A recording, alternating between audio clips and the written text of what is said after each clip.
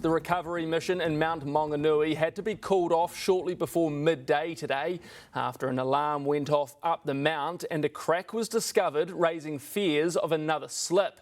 A condolence centre has opened for families shattered by this week's deadly slip as Tauranga rallies around its own in the darkest of days. Ava Whitworth reports. Sorrow still hanging heavily among mourning families at Mt Maunganui today. As condolence centre He Mai Aroha opened with song this morning.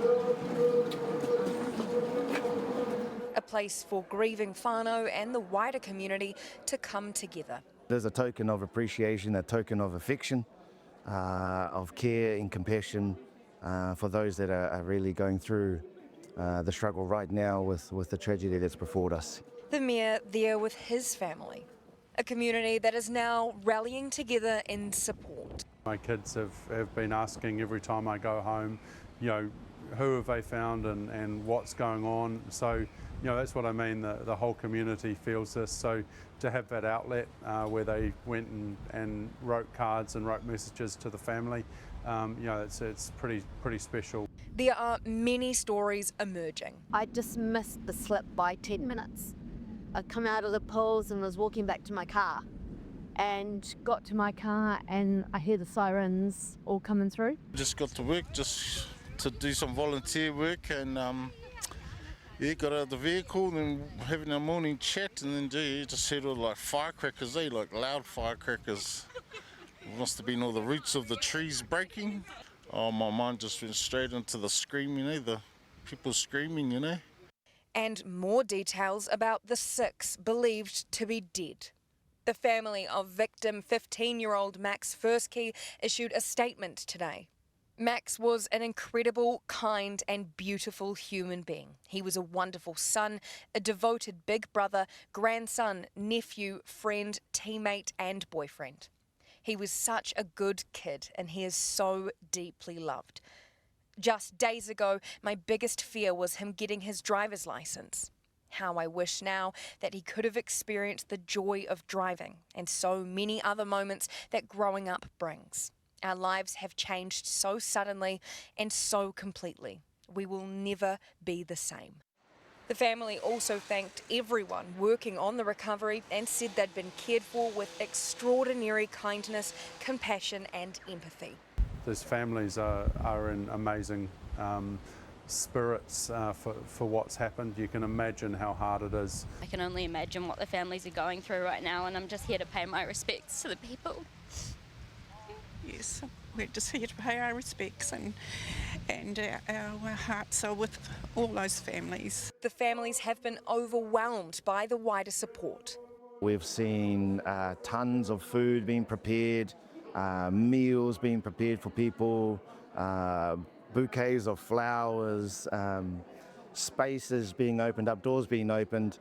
The community is really just doing as much as they can. The recovery was paused today just before midday because of concerns about another slip coming down and geotechnical experts were brought in. Police said the delays are frustrating but the safety of everyone involved in the recovery is paramount.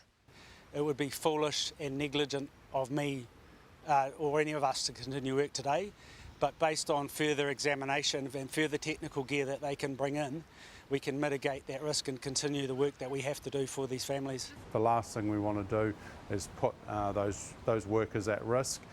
Sorrow hanging heavily here, but with an ongoing determination to bring every loved one home.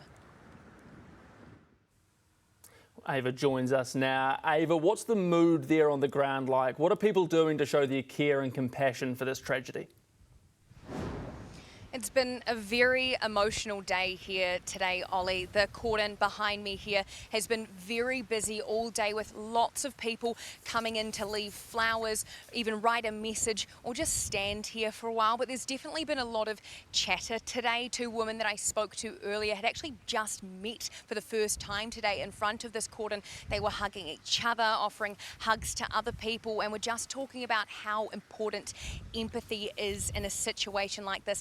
And and how much a hug between strangers helps. Even just before me in the last hour, some construction workers who have been guarding the cordon here came and dropped off another 2 fences for people to zip tie their flowers to or leave their messages. And although it's been such a tough time here in Mt Maunganui and for the whole of Aotearoa, you can definitely feel the aroha here tonight.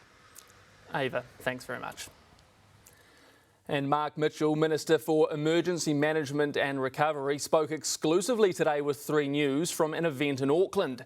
He was in the storm-ravaged areas of the East Cape and Whangarei with the Prime Minister yesterday to support local communities and iwi. He speaks with 3 News.